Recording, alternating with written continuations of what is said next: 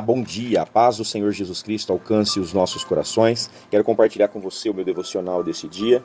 Está no livro de Jonas, capítulo de número 1.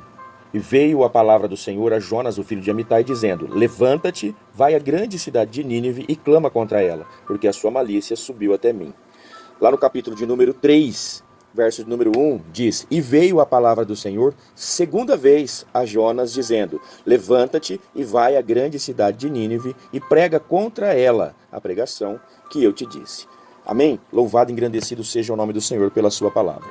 Eu quis enfatizar essa repetição que o próprio Deus, de uma maneira didática, faz no texto, né? Para mostrar que, sim, Deus, ele repete, né? Ele vive repetindo, né, nas nossas vidas o que nós precisamos fazer. E o que nós precisamos fazer que Deus repete tanto? Aquilo que ele disse da primeira vez. Tem gente que é acostumado a dizer: nossa, mas o pastor vai pregar de novo essa mensagem. Nossa, o pastor pregou essa mensagem faz 2 meses, faz 3 meses, faz 4 meses. Nossa, eu já escutei isso daí tantas vezes. Sim, você já ouviu. E você volta a ouvir, sabe por quê? Porque como Jonas, muitas vezes você não obedeceu. Como Jonas, muitas vezes o que você fez ao ouvir a palavra de Deus foi fugir da presença de Deus. Nós vemos no capítulo de número 4 que Jonas, né? Jonas vai começar assim o capítulo número 4. Mas desgostou-se Jonas extremamente disso e ficou ressentido. Do quê? Do que aconteceu quando ele obedeceu no capítulo de número 3. No capítulo número 3, Jonas, né, após a sua desobediência e após Deus ter resgatado ele faz o que Deus disse. Né? Ele faz o que Deus disse. Seu ministério é restaurado e ele vai fazer o que Deus disse. Né? Lá no verso de número 4, vai dizer: E Jonas começou a entrar pela cidade, caminho de um dia, e pregava. E dizia: ainda 40 dias e Nínive será destruída.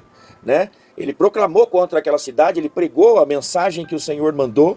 É uma mensagem dura, é uma mensagem difícil, é uma mensagem de juízo, né? Mas nós vamos ver que através dessa mensagem, né, Deus vai trazer para a vida daquelas pessoas a oportunidade de, ao ouvir, gerar fé nelas. E aonde gera fé, há a possibilidade de gerar arrependimento. E foi o que aconteceu, porque chegando a mensagem ao rei, ele rasgou as suas vestes e ele pregou, né, ele apregoou sobre aquela cidade um jejum, né, para que as pessoas se arrependessem. Lá no verso número 10 vai dizer: E Deus viu as obras deles, como se converteram do seu mau caminho. Então Deus se arrependeu do mal que tinha para fazer, que disse que faria, e não fez. Entende? Havia um decreto de condenação sobre Nínive, mas pela pregação do evangelho através da vida de Jonas, aquelas pessoas se arrependeram, e o que aquelas pessoas receberam foi a graça de Deus. O que elas receberam foi a misericórdia de Deus. Ao invés de haver a condenação e a morte, houve graça e vida sobre a vida daquelas pessoas. E no capítulo número 4, pelo arrependimento dos ninivitas, o que houve em Jonas?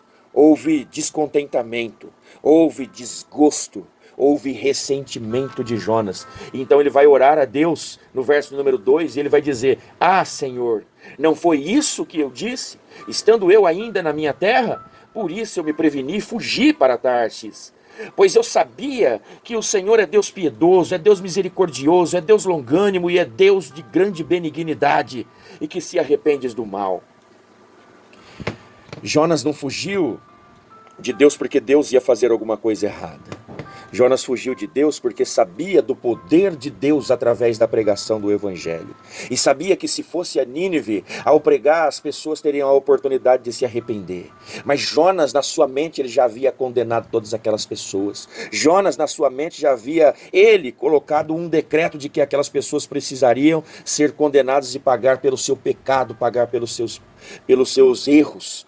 Mas não somos nós que devemos fazer isso, não somos nós, os servos de Deus, que devemos julgar quem deve e quem não deve, quem merece e quem não merece, porque nós precisamos compreender que em algum momento nós mesmos não merecíamos. Mas o Senhor teve graça, teve misericórdia das nossas vidas, e se hoje anunciamos o Evangelho, é pela graça e misericórdia que antes veio sobre as nossas vidas. E o Evangelho vai nos ensinar que aquilo que de graça nós recebemos, ou seja, aquilo que nós não merecíamos e recebemos, isso também de graça e pela graça nós deveremos oferecer, nós deveremos dar às outras pessoas. A pregação que o Senhor deu para Jonas era de que Nínive só tinha mais 40 dias de oportunidade, de chance para se arrepender. E depois disso viria a destruição, a condenação, a morte eterna no inferno, no lago de fogo e enxofre sobre Nínive. E algumas pessoas podem dizer, como dizem hoje, quando muitas vezes ouvem a pregação de um pastor dizendo: quão dura essa palavra, quem pode ouvir essa palavra? Esse evangelho é um evangelho muito duro. Mas nós vemos que um evangelho duro foi pregado em Nínive, e o resultado dele foi o arrependimento daquelas pessoas, e a vida chegou ao invés da morte que estava destinada àquela cidade. Então é esse o objetivo. A palavra do Senhor, ela tem um propósito, assim como o envio do seu Filho ao mundo. O propósito não foi de condenação do mundo, mas foi o propósito de salvação do mundo. Entenda, o evangelho pode ser duro, mas o propósito dele é salvar a minha e salvar a sua vida.